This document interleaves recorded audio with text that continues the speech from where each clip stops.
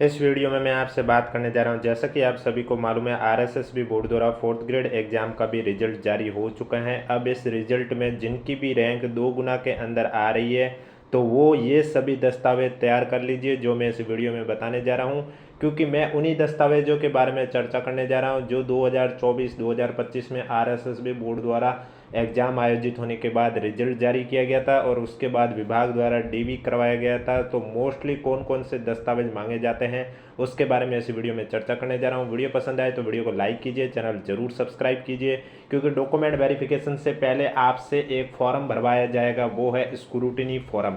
उसको लेकर अभी तक लिंक एक्टिव नहीं हुआ, उसको लेकर पृथक से सूचना दी जाएगी और वो जैसे ही सूचना दी जाएगी आपको यूट्यूब चैनल के माध्यम से बता दिया जाएगा और ये भी बता दिया जाएगा कि स्क्रूटनी फॉर्म आपको कैसे फिल करना होता है, और वो भी एसएसओ आईडी के माध्यम से। तो इसलिए अगर अभी तक आपने चैनल सब्सक्राइब नहीं किया है तो चैनल जरूर सब्सक्राइब कर लीजिए, नोटिफिकेशन भी ऑन कर लीजिए। तो चलिए वीडियो स्टार्ट करते हैं। और इसके अलावा अगर अभी तक आपने हमारा टेलीग्राम चैनल ज्वाइन नहीं किया है तो लिंक नीचे डिस्क्रिप्शन में दे रखा, आप जाके ज्वाइन कर सकते हैं। तो चलिए बात करते हैं कि अब आपको कैसे पता होगा कि आपका नाम 2 गुना में आया या नहीं आया। तो उसके लिए आपको मैं बता देता हूं, जो आपके 4th ग्रेड एग्जाम की कट ऑफ जारी की गई है वो कट ऑफ 2 गुना की ही जारी की गई है। यानी कि अगर आपके नंबर कट ऑफ जितने या कट ऑफ से ज़्यादा आ रहे हैं तो फिर आपका भी डॉक्यूमेंट वेरिफिकेशन होगा, अगर विभाग 2 गुना को बुलाता है तो। अब स्क्रूटनी फॉर्म का जब लिंक एक्टिव होगा तो उसमें 2 गुना कैंडिडेट को शामिल किया गया, रिजल्ट की पीडीएफ में आपने देखा होगा। तो फिर वो उन्हीं कैंडिडेट को शो होगा लिंक जिनका उस लिस्ट में नाम होगा, यानी कि जिनके नंबर कट ऑफ जितने या कट ऑफ से ज़्यादा होंगे। तो अब आपको स्क्रूटनी फॉर्म तो भरना ही होगा। इसके अलावा आपको कौन कौन से दस्तावेज तैयार करने हैं तो वो मैं आपको बता देता हूँ। जैसा कि आपको मालूम है 4th grade exam 10th level की थी, लेकिन अगर आपने एप्लीकेशन फॉर्म में 12th की भी डिटेल लिखी है, ग्रेजुएशन की भी लिखी है, पोस्ट ग्रेजुएशन की भी लिखी है, तो फिर आपको डॉक्यूमेंट वेरिफिकेशन के समय ग्रेजुएशन, पोस्ट ग्रेजुएशन, 12th उनकी भी डिटेल उन्हें दिखानी होगी, क्योंकि वहाँ पर आपके वही दस्तावेज चेक किए जाएंगे जिनका जिक्र आपने एप्लीकेशन फॉर्म के अंदर किया है। क्योंकि स्टूडेंट के प्रमाण पत्र के संबंध में प्रावधान में आप जब पहली लाइन देखोगे तो इसमें आप देख सकते हैं, यहाँ पर लिखा हुआ है कि कार्मिक विभाग द्वारा जारी परिपत्र दिनांक 22/8/2024 द्वारा पात्रता की जांच और दस्तावेज के सत्यापन की कार्रवाई संबंधित विभाग द्वारा की जाएगी और स्टूडेंट की पात्रता के संबंध में समुचित निर्णय संबंधित विभाग द्वारा किया जाएगा। यानी कि आपका जो डॉक्यूमेंट वेरिफिकेशन है वो बोर्ड नहीं करेगा, विभाग करेगा, जो भी संबंधित विभाग है। तो आप देख सकते हैं आवेदक द्वारा ऑनलाइन आवेदन में भरी गई शैक्षणिक और तकनीकी योग्यता को ही अंतिम रूप से मान्य किया जाएगा। ऑनलाइन आवेदन में दर्ज योग्यता के अतिरिक्त अन्य संस्थान विश्वविद्यालय से प्राप्त डिग्री, डिप्लोमा को स्वीकार नहीं किया जाएगा। यानी कि जो आपने ऑनलाइन आवेदन में शैक्षणिक योग्यता बताई है वही आपसे डीवी के समय पूछी जाएगी। अगर आप कोई और डॉक्यूमेंट दिखा रहे हो लेकिन उसका उल्लेख आपने अपने एप्लीकेशन फॉर्म के अंदर नहीं किया है तो फिर आपका वो डॉक्यूमेंट स्वीकार नहीं किया जाएगा। फिलहाल 4th ग्रेड तो आपके 10th लेवल की है, लेकिन मैं कुछ और एग्जांपल जैसे एलडीसी मान लिया, अगर आप एलडीसी में 10,000 पोस्टों में सेलेक्ट हो जाते हैं, डीवी करवा रहे हैं, लेकिन आपने एप्लीकेशन फॉर्म के अंदर कंप्यूटर से रिलेटेड किसी भी कोर्स का जिक्र नहीं किया है और जब आपका डीवी होता है तो वहाँ जाकर आप आरएससीआईटी का सर्टिफिकेट दिखा लेते तो वो फिर आपका स्वीकार नहीं किया जाएगा, क्योंकि उसका जिक्र आपने एप्लीकेशन फॉर्म के अंदर नहीं किया। तो इस बात का यही उल्लेख होता है कि जो आप एप्लीकेशन फॉर्म के अंदर जो जो डाटा बता रहे हैं उसी का आपका डीवी होता है और उसी में वही दस्तावेज आपके चेक किए जाते हैं। अगला पॉइंट में स्टूडेंट को वर्ग विशेष हेतु आरक्षित पदों का लाभ तभी देगा जबकि उनके मूल दस्तावेजों की जांच उपरांत स्टूडेंट नियम अनुसार नियुक्त हेतु पात्र। देखो आपकी जो कैटेगरी है, जैसे कोई ओबीसी कैटेगरी का है, जो कोई एससी कैटेगरी का है, कोई एसटी कैटेगरी का है, तो उन्हें उनकी कैटेगरी में बेनिफिट तभी मिलेगा। यानी कि ऐसा नहीं है कि आप जनरल से और फॉर्म ओबीसी से लगा दिया। दस्तावेज सत्यापन में ये सब चीजें चेक की जाती है। यानी कि जब आपका डीबी होगा तब आपसे पूछा जाएगा, जिस कैटेगरी में आपने फॉर्म फिल किया उस कैटेगरी का प्रमाण पत्र आपसे मांगा जाएगा, मूल निवास प्रमाण पत्र मांगा जाएगा। अगर वो आपने दिखा दिए सब ओरिजिनल है, नियम के अनुसार है, तब तो आपको उस कैटेगरी का बेनिफिट मिलेगा। और अगर जाली दस्तावेज पाए गए, फेक पाए गए, तो आपके विरुद्ध कार्रवाई भी की जा सकती है। अब इन प्रमाण पत्र की जो वैलिडिटी है वो कब तक की होनी चाहिए वो भी मैं आपको बता देता हूं, लेकिन उससे पहले आप देख सकते हैं यहाँ पर लिखा हुआ आरक्षित पद हेतु स्टूडेंट को राजस्थान राज्य में सक्षम अधिकारी द्वारा जारी मूल निवास प्रमाण पत्र और जाति प्रमाण पत्र प्रस्तुत करने अनिवार्य होगी। यानी कि अगर आपको अपनी कैटेगरी में बेनिफिट चाहिए तो फिर आपको दो चीज दिखानी होगी, एक मूल निवास प्रमाण पत्र और एक जाति प्रमाण पत्र। अब मूल निवास प्रमाण पत्र आप किसी भी कैटेगरी के हो, अगर आप राजस्थान के निवासी हो और किसी भी कैटेगरी के, चाहे ईडब्ल्यूएस के हो, एससी के हो, एसटी के हो, एमबीसी के हो, ओबीसी कैटेगरी के हो, एक बार बना हुआ वो जीवन पर्यंत वैलिड रहता है। लेकिन जाति प्रमाण पत्र में ऐसा नहीं है। जाति प्रमाण पत्र में अलग अलग कैटेगरी के लिए अलग अलग है। जैसे कि अगर आप एससी या एसटी कैटेगरी के हो तब तो आपका एक बार बना हुआ जाति प्रमाण पत्र वो जीवन पर्यंत वैलिड रहेगा। लेकिन अगर आप ओबीसी नॉन क्रीमी लेयर से हो, एमबीसी नॉन क्रीमी लेयर से हो, तब आप अगर आपका जाति प्रमाण पत्र 1 साल से ज़्यादा पुराना हो गया तब आप शपथ पत्र के माध्यम से भी काम चला सकते हैं और शपथ पत्र के माध्यम से अधिकतम 3 साल तक काम चला सकते हैं। उसके बाद आपको नया बनवाना होगा। तो आगे क्या लिखा हुआ है, कार्मिक विभाग की अधिसूचना। नेक्स्ट पॉइंट पर, मेन पॉइंट पर आता हूं मैं। जैसे कि आप देख सकते हैं जाति प्रमाण की पत्र की वैधता के बारे में यहाँ पर स्पष्ट रूप से लिखा हुआ है। ये जो मैंने अभी आपको बताया वही चीज लिखा हुआ है कि एससी और एसटी कैटेगरी यानी कि अनुसूचित जाति और अनुसूचित जनजाति के लिए जारी किए गए जाति प्रमाण पत्र की अवधि जीवन पर्यंत होगी, जबकि ओबीसी के लिए संबंधी प्रमाण पत्र एक बार ही जारी किया जाएगा, परंतु क्रीमी लेयर में नहीं होने संबंधी तथ्य को 3 वर्ष की विधि सम्मत शपथ पत्र के आधार पर मान्यता दी जाएगी और क्रीमी लेयर में नहीं होने संबंधी प्रमाण पत्र के 1 वर्ष के लिए मान्य होगा। ये जो चीज अभी मैंने आपको बताई है वही यहाँ पर लिखा हुआ है। और एक और मेन चीज बता देता हूँ, अन्य पिछड़ा वर्ग और अति पिछड़ा वर्ग का जो नवीनतम प्रमाण पत्र है और एससी एसटी कैटेगरी का जो जाति का प्रमाण पत्र है वो आपके पिता के नाम का होना चाहिए। उनके निवास, उनके आय के आधार पर सक्षम अधिकारी द्वारा जारी किया हुआ ही आपके लिए मान्य होगा। अगर किसी महिला ने अपने पति के नाम, उनके निवास या उनके आय के आधार पर जारी प्रमाण पत्र प्रस्तुत किया है तो वो मान्य नहीं होगा। आप देख सकते हैं यहाँ पर स्पष्ट रूप से लिखा हुआ है कि अन्य पिछड़ा वर्ग, अति पिछड़ा वर्ग का नवीनतम प्रमाण पत्र जो पिता के नाम, निवास, आय के आधार पर सक्षम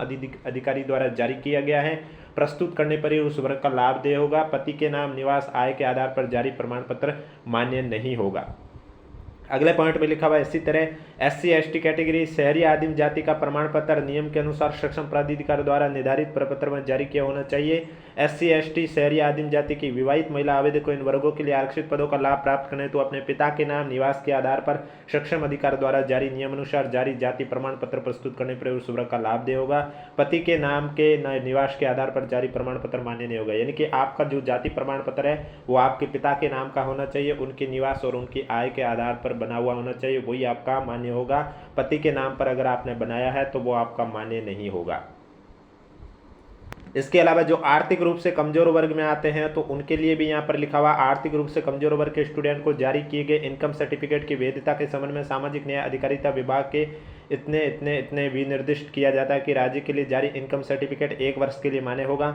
एक बार उक्त इनकम सर्टिफिकेट जारी होने के उपरांत अगर प्रार्थी आगामी वर्ष में भी आर्थिक कमजोर वर्ग के लिए निर्धारित मापदंडों के अनुसार पात्र है तो ऐसी स्थिति में प्रार्थी से सत्यापित संलग्न शपथ पत्र के आधार पर पूर्व में जारी इनकम सर्टिफिकेट को ही मान लिया जाएगा। ऐसा अधिकतम, देखो इनकम सर्टिफिकेट में भी ऐसा है, अगर आपका 1 साल से पुराना हो गया वो इनकम सर्टिफिकेट और आगामी वर्ष में भी आप उसी मापदंड के अंदर शामिल हो, पात्र हो, तो फिर आप अधिकतम 3 वर्ष के लिए शपथ पत्र के माध्यम से काम चला सकते हैं।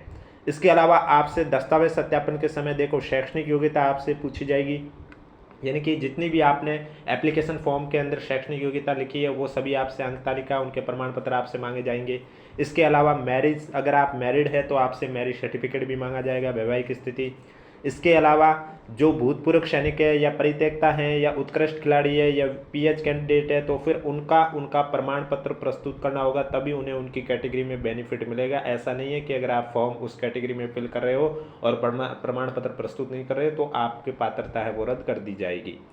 अब भूतपूर्व सैनिकों के लिए आरक्षित पदों का लाभ तभी मिलेगा जब उन्हें ऑनलाइन आवेदन की अंतिम निर्धारित दिनांक तक का सक्षम स्तर से जारी सेवानिवृत्त प्रमाण पत्र या एनओसी का प्रमाण पत्र प्रस्तुत करना होगा, तभी। यानी कि भूतपूर्व सैनिक से जिसने भी फॉर्म फिल किया है तो उन्हें या तो एनओसी का प्रमाण पत्र या सेवानिवृत्त प्रमाण पत्र प्रस्तुत करना होगा और वो प्रमाण पत्र आपके फॉर्म की जो लास्ट डेट थी उससे पहले या उस डेट तक का बना हुआ होना चाहिए। इसी तरह उत्कृष्ट खिलाड़ी के लिए भी उत्कृष्टता का प्रमाण पत्र है वो आपके ऑनलाइन आवेदन की लास्ट डेट थी उस डेट तक का बना होना कंपलसरी है, तभी आपको उस कैटेगरी का बेनिफिट मिलेगा। तो ये तो मैंने आपको बताया था कि जाति प्रमाण पत्र और अन्य प्रमाण पत्र के बारे में। इसके अलावा जब आपका डॉक्यूमेंट वेरिफिकेशन होगा आपसे चरित्र प्रमाण पत्र भी मांगे जाएंगे। देखो चरित्र प्रमाण पत्र ये हर भर्ती परीक्षा के जब डीवी होता है तब मांगा जाता है। टोटल चरित्र प्रमाण पत्र आपसे 3 मांगे जाएंगे, जिनमें से एक तो आपने जहाँ से भी अंतिम शिक्षा प्राप्त की है वहाँ का चरित्र प्रमाण पत्र, और 2 आपके अलग अलग राजपत्रित अधिकारी द्वारा जारी किए होने चाहिए चरित्र प्रमाण पत्र। और राजपत्रित अधिकारी द्वारा जारी चरित्र प्रमाण पत्र, आपका कोई राजपत्रित अधिकारी है वो दोनों अलग अलग होने चाहिए और वो आपका कोई रिलेटिव नहीं होना चाहिए। इसके अलावा चरित्र प्रमाण के बाद मैरिज सर्टिफिकेट के बारे में बता दिया है। स्क्रूटनी फॉर्म, यानी कि आपसे एक स्क्रूटनी फॉर्म भी भरवाया जाएगा और वो एक 7 दिन के टाइम पीरियड के अंदर भरवाया जाएगा, यानी कि उसको लेकर जब भी नोटिफिकेशन आएगा आपको यूट्यूब चैनल के माध्यम से बता दिया जाएगा। इसलिए अगर अभी तक आपने चैनल सब्सक्राइब नहीं किया तो चैनल जरूर सब्सक्राइब कर लीजिए, नोटिफिकेशन भी ऑन कर लीजिए। और ये स्क्रूटनी फॉर्म है, ये 7 दिन का समय दिया जाता है, SSO ID के माध्यम से फिल करना होता है। और जब ये आप फिल करते हो तो उसकी PDF भी निकालनी है, क्योंकि आपका जब DV होगा तब आपसे स्क्रूटनी फॉर्म भी मांगा जाएगा। इसके अलावा एप्लीकेशन फॉर्म भी आपसे मांगा जाएगा, जो आपने फॉर्म फिल किया वो भी आपसे मांगा जाएगा। इसके अलावा हैंड रिटन नमूना भी आपसे मांगा जाएगा, हस्तलिपि, यानी कि आपने देखा होगा OTR फिल किया तब आपने जो हैंड रिटन था इसी का फॉर्मेट, आपको ये सब फॉर्मेट है वो बाद में मिल जाएंगे। जब आपका DV शेड्यूल विभाग द्वारा जारी होगा तब आपको फॉर्मेट सब मिल जाएंगे। तो हैंड रिटन में क्या होता है कि आपको हिंदी और इंग्लिश में पैरा दे रखा होता है, उसके नीचे खाली जगह रखी होती है, तो आपको हिंदी के नीचे हिंदी में, इंग्लिश के नीचे इंग्लिश में, और दोनों जगह आपको अपने सिग्नेचर कर देने होते हैं। इसके अलावा कूट रचित प्रमाण पत्र भी को लेकर भी आपसे एक लिखवाया जाता है और वो आपको वहाँ पर देना होता है, यानी कि आपने जो भी दस्तावेज दिखाए हैं वो सभी सही दस्तावेज हैं, कोई भी दस्तावेज जाली नहीं है। अगर जाली या फेक दस्तावेज पाया जाता है तो आपके विरुद्ध कार्रवाई भी की जा सकती है। इसको लेकर एक कूट रचित प्रमाण पत्र आपको वहाँ पर फिल करना होता है। इसके अलावा पुलिस सत्यापन, ये तो बाद की बात होती है, मेडिकल वाला ये सब बाद की बात होती है, जब DV होता है उस समय नहीं चाहिए होता है। और इसके अलावा तंबाकू और धूम्रपान आप नहीं करते हैं, इसको लेकर एक शपथ पत्र। और जिनका विवाह हो चुका है उन्होंने दहेज नहीं दिया है, और जो अनमैरिड है वो भविष्य में दहेज नहीं लेंगे, इसको लेकर भी आपसे शपथ पत्र लिखवाए जाते हैं। और जिनका विवाह, देखो जिनका विवाह 2006 से पहले हुआ तो उनको मैरिज सर्टिफिकेट का प्रमाण पत्र भी मिल जाएगा, जब DV शेड्यूल उसमें फॉर्मेट मिल जाएगा कि भाई 2006 से पहले तो मैरिज सर्टिफिकेट नहीं बनते थे, तो उनको फिर वो प्रमाण पत्र फिल करके जमा करना होगा। और जिनका 2006 के बाद हुआ तो उन्हें तो फिर मैरिज सर्टिफिकेट दिखाना होगा। और जो अनमैरिड है तो उनके लिए वो भविष्य में 2 से अधिक बच्चे संतान न करने को लेकर एक चाइल्ड डिक्लेरेशन का भी फॉर्म है वो भरवाया जाता है। यानी कि जो मैं अभी आपको डॉक्यूमेंट बता रहा हूँ ये सभी दस्तावेज लगभग RSSB बोर्ड की हर भर्ती परीक्षाओं में DV के समय मांगे जाते हैं, उसी के आधार पर मैंने आपको बताया है। बाकी ऑफिशियली नोटिफिकेशन DV शेड्यूल को लेकर जब भी जारी होगा आपको यूट्यूब चैनल के माध्यम से बता दिया जाएगा। और किसी किसी परीक्षाओं में आपसे फोटो भी लिया जाता है, ID कार्ड भी लिया जाता है। ID कार्ड में मेजॉरिटी आधार कार्ड को ही दी जाती है, तो उस पर अगर आपका फ़ोटो अपडेटेड नहीं है तो वो अपडेटेड भी करवा लीजिए, और उसमें अगर कोई त्रुटि है तो वो भी आप अपडेटेड करवा दीजिए, क्योंकि किसी किसी भर्ती परीक्षा में ये आधार कार्ड भी मांगे जाते हैं और आपका लेटेस्ट फ़ोटो भी मांगा जाता है पासपोर्ट साइज़ का। बाकी ऑफिशियल इन्फॉर्मेशन आने पर भी आपको यूट्यूब चैनल के माध्यम से सूचित कर दिया जाएगा। और स्क्रूटनी फॉर्म को लेकर भी जब भी लिंक एक्टिव होगा हम आपको ज़रूर बताएंगे। और उसके बाद ये भी हम ज़रूर बताएंगे कि SSO ID के माध्यम से आपको अपना स्क्रूटनी फॉर्म कैसे फिल करना है। उम्मीद करता हूँ, आशा करता हूँ आप समझ गए होंगे कि डॉक्यूमेंट वेरिफिकेशन के लिए दस्तावेज कौन कौन से तैयार करने होते हैं। वीडियो पसंद आए तो वीडियो को लाइक कीजिए, चैनल जरूर सब्सक्राइब कीजिए, और DV शेड्यूल जब भी जारी होंगे हम आपको यूट्यूब चैनल के माध्यम से बता देंगे। और इसके अलावा अगर अभी तक आपने हमारा टेलीग्राम चैनल ज्वाइन नहीं किया है तो लिंक नीचे डिस्क्रिप्शन में दे रखा है।